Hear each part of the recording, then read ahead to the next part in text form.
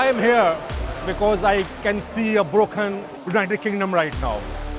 We are here representing freedom and Britishness. Oh, it elates my heart to see so many people standing together in unity. This is the first time I felt like I've actually really got a culture in the last 4 years. I'm surrounded by a lot of people who are feeling the same anger. Well, this is overwhelming for me because at the end of the day, England has given so much to so many countries, so many people.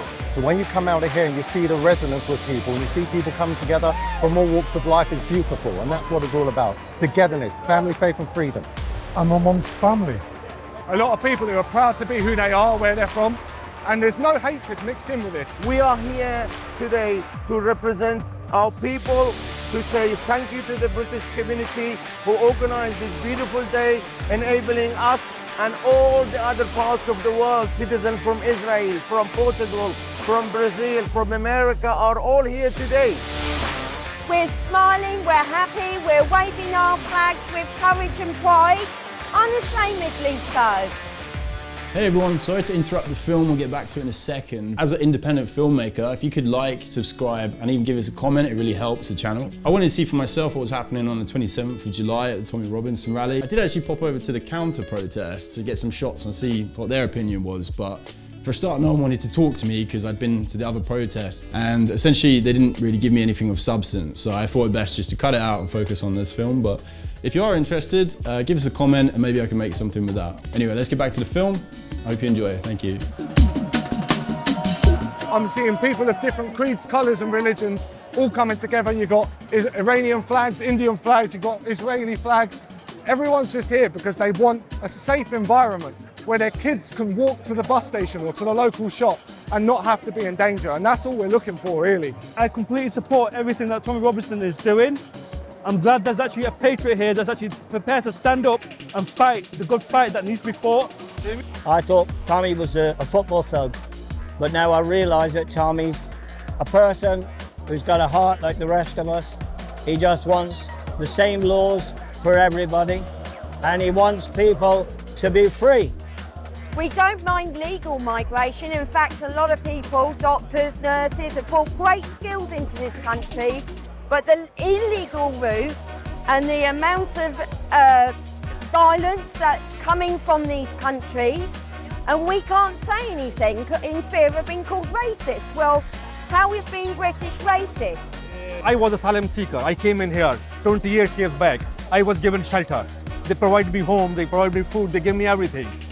I choose to come to United Kingdom because I know they will save me. Even I'm from different faiths, they will allow me to practice my faith in here. That's why I came in here. But I came in here not to change Britain. I came to here to change my life. And British values are something to be revered. The freedoms, freedom of democracy, freedom of free speech, freedom to protest. Go to one of the 57 failed Muslim states and see how much freedoms you'll get there. And forget this woke nonsense that we've got at the moment. My passion is to see people who are free to speak. They can believe what they want, but in the end, it comes down to what authority has the right to stop me from speaking. We're not a racist lot. Everyone's welcome as long as we love our culture and our values. That's it, so we're saying. For far too long, we've been silenced, we've been oppressed, we've been made to feel ashamed to wave a Union Jack and support our British Christian values. It's really and truly enough is enough.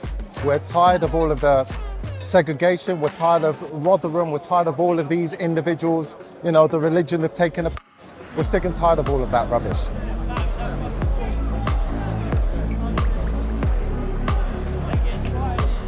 Most cultures that come here to the UK, they don't have any sort of like preconceptions.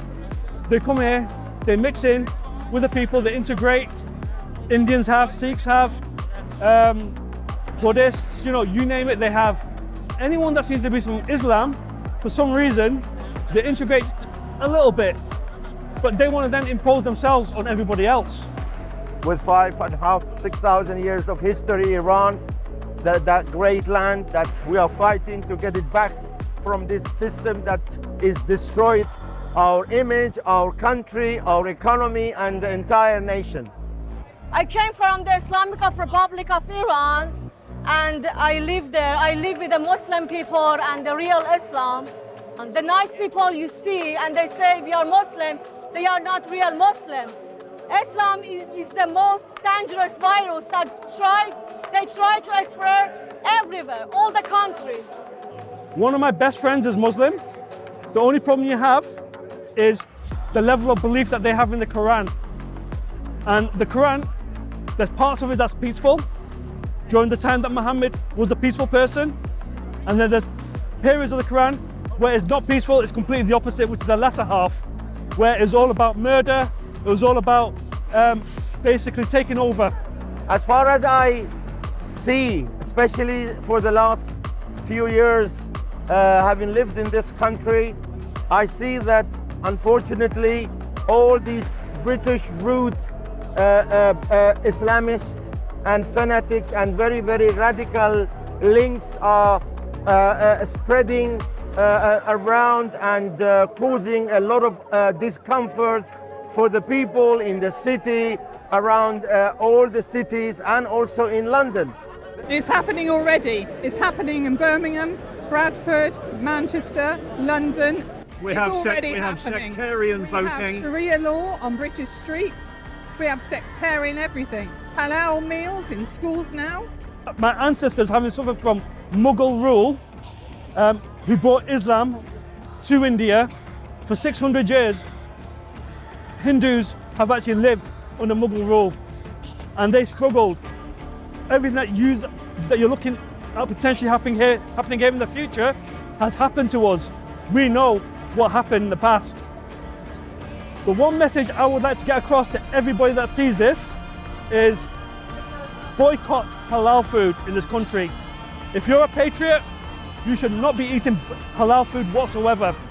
To say that we are looking for freedom, we're looking to free our country, and we would like to get rid of this Islamic regime as soon as possible and go back to our history and go to back our monarchy, whereby we were one of the top countries in the world.